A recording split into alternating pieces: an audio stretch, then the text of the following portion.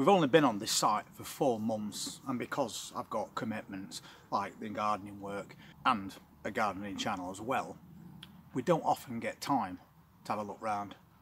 But during this week I took a couple of days away. That's why we've not put any videos on for a while. And during that time I decided to visit other campsites in this area and see how they compare money wise and rules wise to this one. It's not that I'm thinking about moving sites at all, but you've got to keep your feelers out there just in case anything goes wrong with a place that you're already at. And once again, I don't mean this one. People sometimes take things that I say out of context. I'm talking about as a whole, whichever area that you're in. So it doesn't hurt to have a bit or a wander around. Just get an idea of the facilities available on other sites. Find out whether them sites are residential or just holiday parks. And I did notice on a couple of trips I've took that there's quite a difference in rules to certain other places. For example, one that I went to, the site fees were basically on a par with what we pay here, but they also had caravans on there that were classed as residential, so you could stay in them all year long. So I did approach a guy who actually works at the place who explained how that works. And he says basically the entire site is residential if that's what you want, but it now depends on the specifications of the van you've got and the age. So basically what he said to me is there's quite a lot of people got vans on this park and they just visit them whenever they want to. Nobody in that particular area stays over winter because they're not winterized. They haven't got central heating and they're not proper insulated, meaning the floor, walls and ceiling. But if you put a van on that site that is fully winterized, you can't actually stay there all year round. So that's another difference between other places that I've looked at. It's not so much as you can't stay there for 12 months as long as it's a 12-month site, which this one is. It's that if you want to do that, your van has got to be fit for purpose. But it was just another thing that I looked at and I thought it seemed quite interesting because adjacent to that park there's also another one and they've got the same rules. If you want to bring your van on that's fully winterized and you decide you want to stay all year long, then that's up to you. I'm pretty sure that although the site fees are on a par with this one, that if you're staying all year long on what's classed as a residential park, surely the fees have to be a bit more expensive. So I think I'm going to ring round a couple and get the answer to that question. Will it be a few £100 more? Will it be a couple of thousand more? And how long can your van stay on that site? I always go back to something I said from the very beginning, and that is that the sites that I look at aren't big sites, but it does seem that smaller sites are a bit easier going.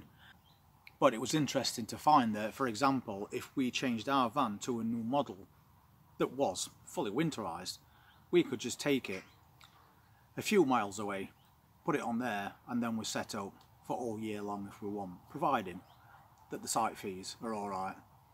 I'm pretty sure that if it's classed as a residential park, however, you would have to pay council tax.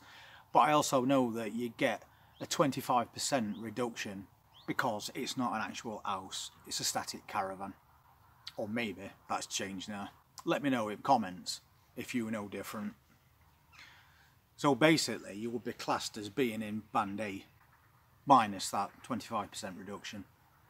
So that could be perfectly doable, but I am going to get the prices and I will let you know exactly what them prices are. Then next to that one, as I was saying, there was another park. They've got the same rules, but they've also got a big fishing lake on site as well. So something a little bit extra if that's your thing. It's not my thing, but if you like fishing and that is an affordable site to go on, then that could be something worth thinking about. There's a lot of people commented saying that they want to start doing this sort of thing, and also still a few people asking me exactly where I am, which I'm not prepared to say. But I think the point that we're in Lincolnshire and it's a massive area with hundreds and hundreds of campsites, it doesn't mean that they're all the same. But I'm definitely going to be visiting a few more. because I think there's about 6 just in this area. So it's definitely worth a trip out and ask a few questions. The thing is, I'm assuming that they'll let you take a van yourself down there. But obviously it's got to be quite a bit newer than the one we've got. But we also didn't get the life expectancy answered either. So it's another question that needs to be answered before you even think about doing anything. You don't want to go onto a site that's going to make you change vans after 5 years. 20 years or more is what I've noticed a lot of sites do around here. But it's one question I forgot to ask that guy while I was talking to him. It could be different. They also had some vans on there for sale, which I'm always interested in looking at, and tell us what prices. They had one for about 55 grand and then another one for 92, way out of my budget. But I will assume that they're very new vans, if not this year's vans.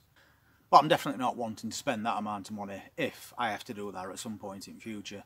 And a guy did mention on this channel on my last video that he can't believe that I'm thinking of saving up to buy a new van.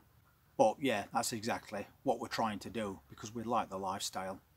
It's not all as bad as people make out, and we didn't pay a lot of money for the one that we've got. But if we could save up enough to get a newer model to extend what we're doing now, I'm quite happy to do that. But as I've always said in past, it won't suit everybody. But we are definitely saving to try and make that happen in a few years' time. And I'm not even saying that we'd leave this site because I really do like this site. It's affordable and it's a nice place. And there's also lots of nice people on it as well. Which is pretty much all you need in a community. So apart from doing that, I've been looking at private sales as well. If you go into places like Marketplace and eBay, you see lots of people selling static caravans, and I was quite surprised at the prices as well. They seemed very reasonable for quite new vans. The trouble is, every time I find a van that looks just right, it's other side of country, so the transportation to where we are would probably be too expensive. And since I made my last video, 3 of the vans that's on this site that were for sale have now sold.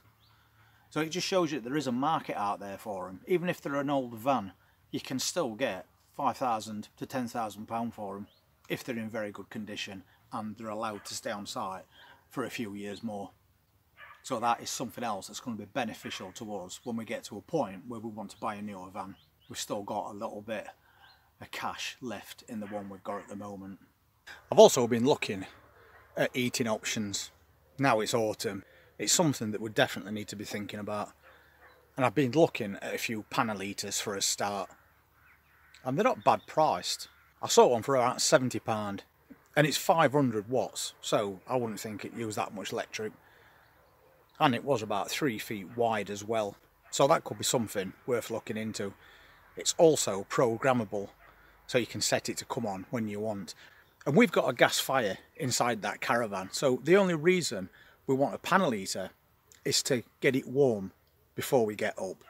So you can program it to kick in a couple of hours before you get up on a low setting and just take edge off that cold. There was quite a few people that suggested Chinese diesel heaters. Unfortunately, it turns out you're not allowed them on this site. So that's something that we can't do. And then there was something else that was mentioned quite often, and that was getting central heating fitted into his van.